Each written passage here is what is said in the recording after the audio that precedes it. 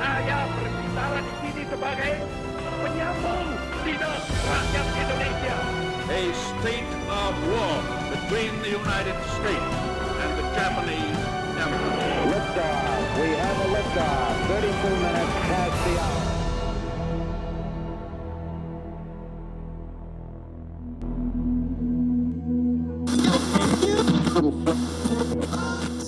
On today's episode, we will discuss a historical story that is so winding and full of enigmas. Today, we will explore the story of the historical paradox in two countries, England and Indonesia. In Indonesia, we will review the story of Kenarok. Surely you have heard about Kenarok, Kendedes, and their story full of dilemmas and scandals. They sacrifice everything for the throne and Kenarok's ambition. As Kenarok rise to his prominent power, away from Indonesia, the second oldest university in England has been established. The university was born after an incident occurs at Oxford, which resulted in a huge scholars' departure from Oxford to Cambridge. Later, Cambridge produced tons of influential figures such as Sir Isaac Newton, Charles Darwin, Stephen Hawking, Alan Turing, and many more. At this point of the time, two countries couldn't be more different. But that is the beauty of a paradox. This is the beauty of a paradox, tells of a battle between Think and Throne. Ya, sejarah memang selalu sering dianggap sebagai sesuatu yang membosankan, tidak menyenangkan, dan bacaan orang-orang tua dan memahami sejarah seharusnya tidak dengan cara yang mengerutkan dahi, banyak caranya. Dan The Rest is History adalah sebuah acara yang bertujuan menyampaikan sebenarnya begini loh. Dan hari ini saya bersama dengan Mas Coki. Pak Coki. Mas Coki. Ini tadi gue demen nih, yang gue garis bawahi pengakuan dia tadi. Sejarah buat orang tua. Ya. Iya. Kelihatan kan? Gue maksudnya. Iya emang. Coba kalau direkam ya, close up. Masa sih tua segitu? Tapi gini Bung, gue panggil Bung aja kelihatan keren ya. Biar gue manggilnya Bang. Ini kita ngomongin toko siapa nih hari ini? Hari kita ngomongin Kenarok. Gue demen. Kenarok ini menarik banget nih. Menarik ya. Dia di satu sisi, semua hal yang terjadi dalam perjalanan dia ketika dia melihat Kendedes, siapa dia yang mendirikan sebuah kerajaan, kemudian dia mendirikan sebuah kerajaan, itu kan kayak sebuah kisah mitologi. Apalagi kalau kita pahami dengan hari ini, kerajaan itu hanya berdiri tapi hanya berdiri pendek, nggak sampai 100 tahun. Nggak sampai lah, 1222 sampai 1292an gitu ya. Tapi gue yang tertarik ya dari Kenarok itu, sebetulnya kalau mau jujur, kalau dari bacaan-bacaan sejarah yang pernah gue baca itu ya, dia ini emang perpaduan itu tadi, tokoh yang setengah dewa gitu, dengan latar belakang yang buruk, karena dia anak dari seorang pencuri dan sebagainya. Walaupun dia dibesarkan oleh Bapak Tiri kan kalau nggak salah. Bapak Tiri, dan sampai akhirnya mungkin ahli sejarah kan selalu begitu, menulis sesuatu yang baik-baik pada pemimpinnya. Biasanya kan kayak gitu, karena sejarah kan untuk para pemenang ya. Iya gitu. Jadi dia tulis, dia diambil sama anak pencuri, tapi sebetulnya dia anak dewa. Karena pada malam hari kalau dia tidur, dia bisa keluar kelelawar dari kepalanya. Itu bikin Kenarok sama Batman. Itu lucunya kalau di kita ya. Tapi suka tidak suka, akhirnya Kenarok menjadi sebuah tokoh dari anak muda biasa, ikut ke militer lah kasarnya gitu ya. Tiba-tiba jadi pengawalnya Aku waktu itu. Aku tuh semacam apa ya, kalau Tumapel tuh apa ya? Kabupaten Tumapel tuh kayak provinsi ya? Dari besarnya Kediri. Mungkin kayak kabupaten kali ya? Kabupaten. Di Kediri itu. Nah, di situ muncullah tokoh Kenarok sebagai prajurit yang loyal. Kalau kita mungkin angkatan Sandi Yuda lah gitu ya. Tadi Pas Pampres lah. Pas Pampres. Ring 1 dia. Dia mengawal si Aku itu, Dungo Lamuteng itu, dan itu jatuh cinta pada istrinya. Nah, itu yang akhirnya jadi ada dramaturginya juga di situ. Jadi si Kendedes ini dikabarkan sampai patungnya itu Maharani Mas Prana itu di Thailand juga ada. Di museum kita juga ada, dan mitologinya lagi nggak bisa difoto, nggak jadi kalau difoto katanya gitu. Gue juga belum tahu, belum pernah nyoba. Pengen juga jadi penasaran, pengen nyoba ya. Nah terus kemudian si Kendedes itu kan cantik banget kan, jadi emang keren dah gitu guys. Pokoknya kalau anak sekarang, paling cantik, dan dia anak pendeta yang diambil oleh Tunggul Ametung. Dan juga mereka menggunakan bahasa apa ya? Jawa masih Sanskerta? Saat itu masih bahasa Sanskerta pasti lah, karena Hindu kan, pengaruh Hindu itu. Kan Singosari masih termasuk kerajaan Hindu. Hindu mereka. Kerajaan Hindu dia. Dan terus kemudian dikabarkan bukan hanya karena cantik aja tuh. Jadi Kenarok pernah di buku ini ya, gue baca, pernah pada sebuah ketika dia memandang Kendedes dalam perspektif yang berbeda. Dia melihat betisnya tersingkap, dan betisnya bersinar. Bersinar. Dan Ken Arok ingat kata gurunya, siapa yang cewek betisnya bersinar, dia akan melahirkan raja-raja. Itu itikat dia untuk merebut akhirnya. Lu gimana lihatnya? Kayaknya kalau dia tersingkap, tidak Betis doang. terjahit, betis doang kayaknya enggak deh. Terus hasrat Pasti- itu nggak mungkin ya? Yang di situ tuh, yang di sela-sela itu tuh, bersinar. Oh dengkul. Bukan. Oh bukan dengkul. Ke atas lagi dikit. Atas dikit paha. Atas lagi. Tapi singkat cerita, gara-gara itu Ken Arok berhasrat untuk memperistri Ken Dedes. Dan terobsesi. Ya. Terobsesi. Mereka pacaran dulu nggak sih? Sempat jadian dulu nggak sih? Sebenarnya? Kayaknya sih menurut gua mereka ada hubungan gelap juga. Iya tuh harusnya kan kayaknya. begitu kan. Habis bunuh Tunggal Ametung langsung ngawinin Langsung, istrinya terus kan Ken Dedes aneh. langsung mau kan nggak ger juga. Iya. Kayaknya nggak masuk akal juga. Nah, yang gue heran juga dia bunuh Tunggul Ametung demi sebuah Ken Dedes atau demi sebuah proyek besar ya. Proyek Visinya, besar menurunkan Ken Arok, raja. Visinya. Karena kan Tunggul Ametung cuma gubernur kasarnya gitu ya. Iya. Rajanya masih Kertajaya itu di Iya, Kediri. iya. Gitu loh. Kok tiba-tiba dia berarti visi dia udah gila waktu itu ya, Ken Arok ya. Karena dia percaya si Ken Dedes akan menurunkan raja-raja kan. Jadinya dia bunuh. Cuma itu yang menarik sih. Dan ini tidak pernah tertuliskan. Bahwa Bunuh suaminya, kok bisa ngawinin istrinya langsung? dalam waktu cepat. Dalam waktu cepat. Satu, terus yang kedua, dia bunuh suaminya, terus kerisnya bisa dipinjam orang. Berarti dia udah men-skenario itu nggak langsung gitu. Iya, Lama dia. dipinjam orang dulu kan. Iya. Keris itu dia Kebo Ijo itu. pinjamin ke Boijo dulu. Makanya ke Boijo tersangkanya. Menarik tuh. Terus menutup tersangkanya yang bikin kerisnya dibunuh juga kan sama dia. Iya, Makanya bersumpah lah, 7 turunan lu mati semua. Nah, akhirnya terus mereka saling bunuh terus kan ke bawah. Gitu. Berarti dia strategi itu udah lama tuh ya, pas dia jadi perwira pendamping itu udah ngitung dia ya. Apakah dia pikirkan sejak lama? Kan nggak mungkin impulsif dong. Kok gue ngeliat gerak dia kayak ngeliat seseorang pemimpin juga. Ada yang terinspirasi sama dia jangan-jangan ya. Menurut gue Ken Arok itu tipis ya antara pintar dan licik menurut gue. Tipis bedanya. Dia bukan nyindir lu enggak. Maksudnya itu dia tipis dia.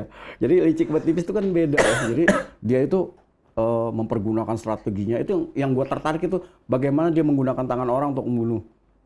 Terus kemudian habis itu dibunuh lagi, terus dibunuh lagi sampai dia yang terbunuh sendiri. Kayaknya nggak di Indonesia sepertinya nggak ada lagi cerita yang berbentuknya Karena rata-rata gini kan nggak ada karena lagi. gini sih Indonesia itu kan karena kerajaan keturunan ya, putra Iya. mahkota. Ken Arok bukan putra mahkota siapa-siapa. Mungkin ada pemimpin kita juga yang mencari-cari keturunan Ken Dedes atau kita mulai cari ya. Siapa yang keturunan Ken Dedes biar kita kawinin jadi kita. Bisa juga itu. Kita lihat mana yang kita bisa periksa dari siapa yang bersinar. Ya kita membicarakan Ken Arok di abad ke-13. Iya. Abad Iya, abad 13 ke-13 ya, kan 1222. 1222, ya. 1222.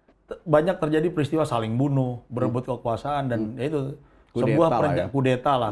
Sementara kalau kita baca lagi nih di sejarah, di Inggris tuh lahir salah satu Abad universitas segitu. tertua. Beda 13 tahun sebelumnya. Di 13 tahun sebelum 1209 kan, Cambridge. Ya tapi menarik belum melihat bahwa ini kita berandai-andai aja nih. Iya. Andaikan misalnya nih Nusantara atau kerajaan di Jawa itu sudah memahami sistem pendidikan seperti itu, kita nggak pernah tahu kan apakah Ken Arok bisa baca tulis, kan nggak ada catatannya. Andaikan misalnya di areal yang sama, nggak di Kediri lah misalnya, di Mojokerto gitu, ada sebuah universitas seperti Cambridge, atau Ken Arok lah punya kesempatan sekolah di Cambridge. Ih, Itu akan jadi seperti apa? Oh, kita Ntar berandai dulu deh. nih. Ini kita kita bayangin ya. Kita bayangin. Bayangin dulu, kita bicarakan di segmen 2. Have a liftoff. 32 minutes past the hour. Nah, kita tadi sempat ngomongin soal Sisi lain. Ken Arok. Ken Arok. Cari sisi lainnya.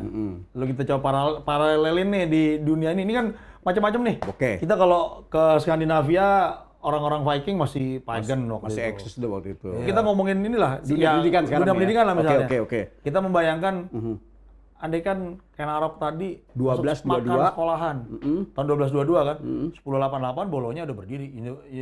Udah ada mahasiswa di sana. Universitas de Bolonya udah ada. Udah mahasiswa di sana. Udah ada mahasiswa di Indonesia sana. masih berdarah-darah megang keris. Iya, masih Berebut tanah. begini-begini. Itu sampai sekarang berebut tanah berdarah. Iya. Bolonya itu 10 88. 88. Lalu ada Oxford. Habis itu 1209. 09. Nah, itu berdiri Cambridge. Kampus yang Sampai saat ini. Sampai saat ini masih ada. Berapa besar sih di dunia dia? 5 atau 3 ya? Kayaknya 5-10 besar ada lah. 3 besar lah kali dia alumninya Charles Darwin, Coba Adam Smith, Adam Smith, Wah, siapa? Stephen Hawking. masterpiece semua itu. Stephen Hawking dari budaya pop ada Rachel Weisz.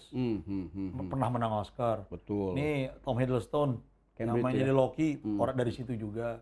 Kalau Ken Arok kuliah di situ waktu itu gimana ya? Nah, kalau Paling makanya jadi menwa. andai Ken Arok Ini pilihannya tetap aja militer. misalnya nih Ken Arok lahir di Tumapel, Mhm. bapaknya konon dewa, dibesarkan oleh seorang pencuri kan katanya. Pencuri. Habis itu pencurinya mikir, ada sekolahan berdiri nih. Heeh. Kalau anak angkat gue daripada nyusahin di sini, sekolahannya aja Gua ke Cambridge, beasiswain. gue Gua beasiswain aja sekolahin Ke Cambridge. ke Cambridge. Apa yang terjadi dengan Ken Arok? Gua rasa Cambridge-nya nggak apa lama, dirinya hancur. Abis itu cewek-cewek di Cambridge. Dengan keris Dia punya yang ring. keris. Ya.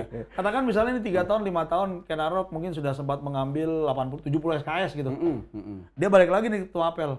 Tumapelnya jadi apa? Jadi kemarin dia bukan raja lagi gelarnya. Ken Arok gelarnya jadi Ken Arok AMPD. Sarjana muda. BCHK. Ya bakelor deh.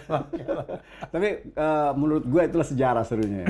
Walaupun mungkin kita juga belum tahu, gue juga mudah-mudahan nanti para ahli sejarah nonton kita nih kemudian membeberkan. Ada yang mau ngoreksi. Mau koreksi. Kita kan bikin agak ngaco-ngaco gini Kita berarti ada yang koreksi. asal-asalan untuk dikoreksi. Dikoreksi. Karena Kalau kita sesuatu benar yang- semua, Sesuatu yang baru itu karena konsepsi acara ini adalah Asal-asalan.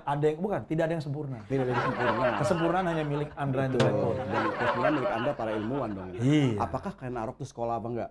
Itu pertanyaan nakal dari kita. Iya. Kalau Ken Dedes gue percaya karena bapaknya kan pendeta dia. Iya. Pasti belajar tentang pararaton, kitab-kitab segala macam.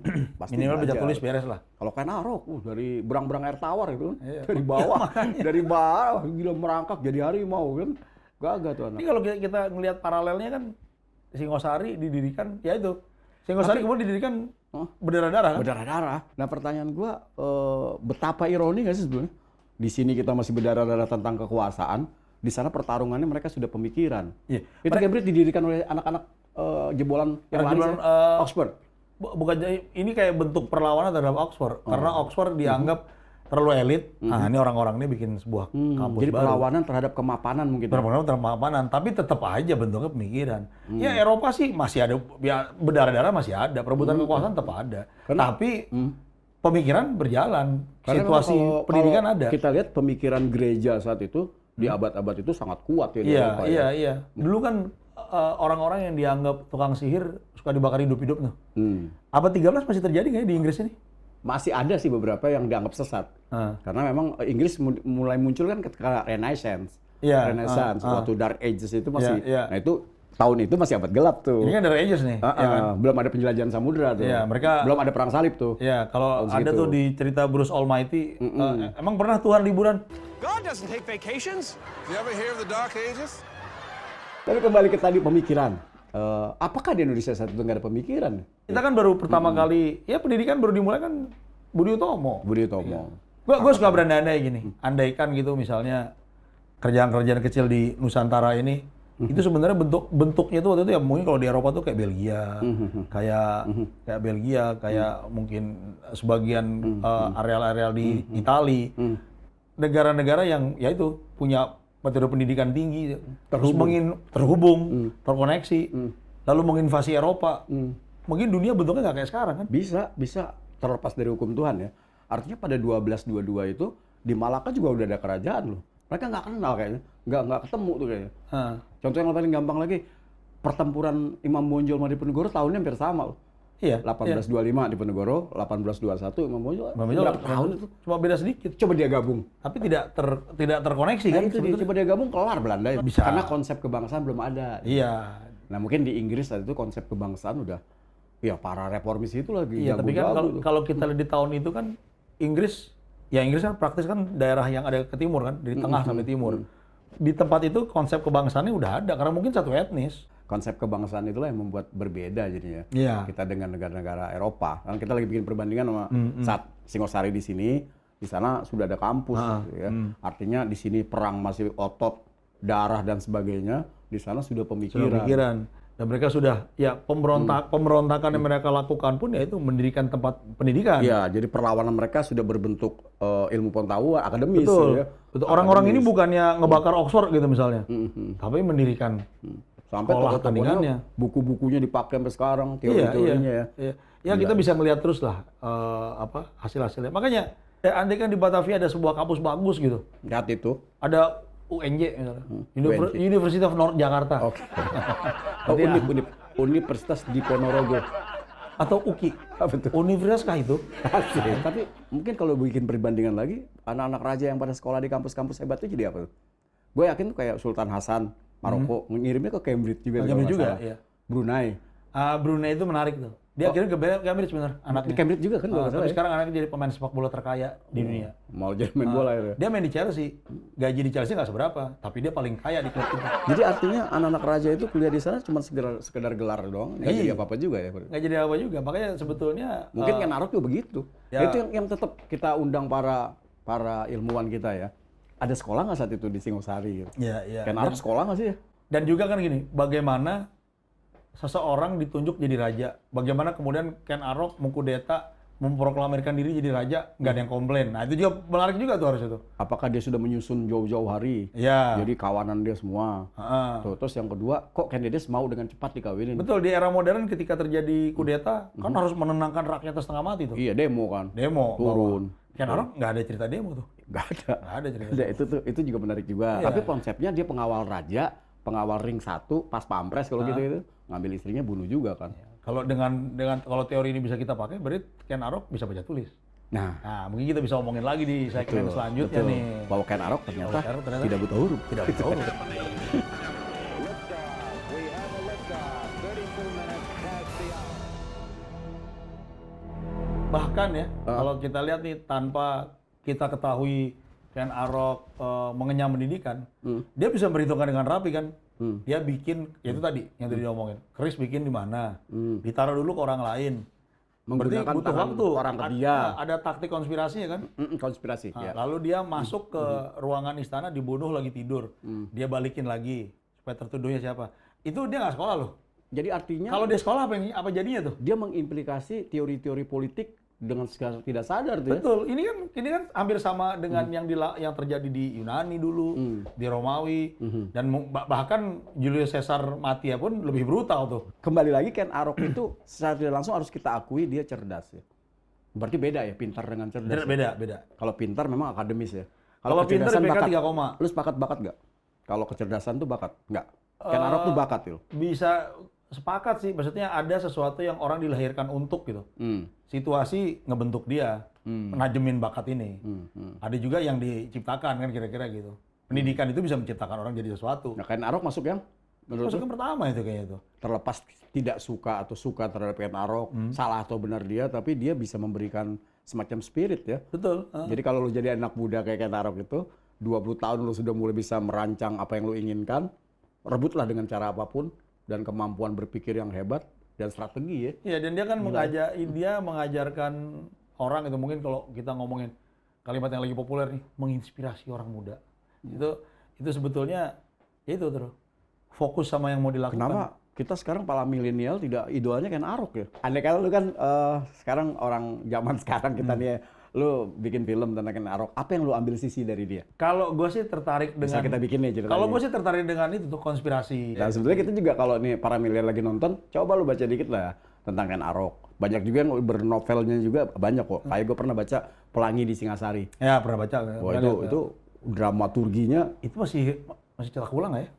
gue juga belum tahu tuh. Gue baca SMA itu. Kecil deh baca itu. Pelangi, seru Bukunya banget. nyokap itu. Ternyata ada tokoh lain yang namanya Maisa Agni. Ya Maisa Agni. Maisa Agni itu pacarnya Ken Dedes. Jadi Ken Dedes direbut paksa oleh Tunggul Ametung. Maisa Agni hanya bisa ngelihat pacarnya di bawah raja. Nah di situ dia bersumpah tidak akan pernah menikah dan dampingin Ken Dedes. Nanti dia ngingetin Ken Arok tuh. Kita kan sebenarnya sejarah yang disampaikan sebagai bentuk yang seperti fiksi. Sosiodrama, iya. Sosiodrama. Sosiodrama bisa. Apa reka ulang sejarah. Nah kalau yang dia di bikin Inggris tadi apa namanya kampusnya? Kampusnya itu Cambridge. Cambridge itu apa implikasi buat kita sekarang nih? Kalau Cambridge itu Melahirkan lah pasti. ya implikasinya banyak lah kali ya, karena dia melahirkan tokoh-tokoh besar kan, Adam Smith. Iya, ada juga tokohnya yang bikin gue tersinggung tuh kan, Charles Darwin.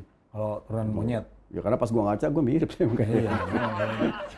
Dan Jadi gua primata yang hilang, missing Beda link. kita Missing sama link monyet gua. kan cuma monyet menggunakan berapa? 9% ya. Cuman Kita 12%. Jadi cuma yang 3. jadi bingung kalau monyet berubah jadi manusia, kenapa monyet masih ada ya? Iya. Harusnya habis dong kan. Banyak yang belum Evolusi semua sempurna. kenapa yang duduk di Makanya sini? kalau teman-teman gue yang dadanya masih berbulu bilang, wah evolusi belum selesai. Kalau gue bilang, kalau dia dari berbulu, lu manusia apa karpet? Ada Stephen Hawking juga tuh. Wah itu. Stephen Itu Hawking. dewanya lu pasti itu ya. Iya, dengan dengan teori-teorinya dia. Adam Smith ekonominya sampai sekarang. Sampai sekarang kita bahkan pakai. Inggris menerapkan berapa tahun tuh teori ekonomi dia tuh. Ada Bagaimana cara Rutherford Wittgenstein tuh, tuh filsuf. bener-bener orang-orang sampai sekarang masih berasa. Dan mungkin para milenial sekarang mau sekolah sono juga masih banyak kali ya. Iya, dan kalau misalnya mungkin ya kalau nama-nama itu nggak akrab, Radiohead, Thom Yorke dari situ. Tuh coba. Pop Itu musisi. culture lah. Itu musisi ya. Procol Harum semuanya dari kampus yang sama, dari anak-anak Cambridge semua. Jadi gua jadi mikir kalau misalnya boleh milih dijajah, mendingan dijajah Inggris kali ya. Minimal kita bisa bahasa Inggris. Udah anak Jaksel dia jadi. Ini jago-jago. Minimal jago bahasa Inggris lah ya. Iya. Jadi nggak bingung baca Thor gitu ya. Iya. Jadi gitu, kembali lagi bahwa ternyata apapun itu sejarah memang mempunyai makna. Ken Arok nama yang mungkin di eranya dia cuma orang biasa aja, yang kemudian menikahi. Muncul sebagai. Iya, dia menikahi orang yang suaminya baru dia bunuh. Kemudian Dan pejabat gitu. kemudian dia mendirikan sebuah tempat yang dia sebut kerajaan yang usia cuma 80 tahun. Kemudian keturunan Jadi kerajaan semua. itu atau kampung itu nurunin orang-orang lagi di Majapahit terus sampai hari Ya ini. karena Raden Wijaya Majapahit itu kan anaknya Maesa Cempaka, jadi masih terah semua tuh. Dan emang kalau di Jawa kalau secara khususnya ya, terahnya ketemu tuh sampai akhir-akhir sekarang. Ya, kalau Jangan-jangan lu keturunan raja juga loh. Kalau gue lihat dari gelagat sih. Gitu loh. Tapi gue ada Jawa, ada Jawanya, ada Jawanya. Bisa jadi. Bisa jadi ya. Ya, bisa jadi. Gue juga kali ya. Kayaknya sih. Kalau lihat muka-mukanya auranya orang-orang Aura aja. begal, tampan. Aura begal. Raja Singa. Ngegang menjalan gue. Tapi kalau lu sendiri, pandangan lu tentang Ken Arok, lu sendiri. Kalau gue melihat dia pada dasarnya orang biasa. Orang biasa. Banyak lah seperti banyak orang biasa yang kemudian punya cita-cita karena kemudian karena berasal dari sebuah kalangan yang biasa banget, pengen ngedorong batas dia. Lalu kemudian dia itu ada punya karir militer yang lumayan, deket sama penguasa, jatuh cinta sama istri penguasa. Ini peluang nih buat. Gue ngeliat dia secara asal-asalan, secara asal-asalan bahwa Ken Arok tidak bisa jadi yang terbaik. Bebot bibitnya juga jelek. Akhirnya dia milih jadi yang terpilih. Nah, setelah terpilih dia bikin jadi berbeda. Makanya positioning dia oke. Iya, pas Itu dia. yang gue ambil dari dia. Gue akan mengambil positioning Ken Arok.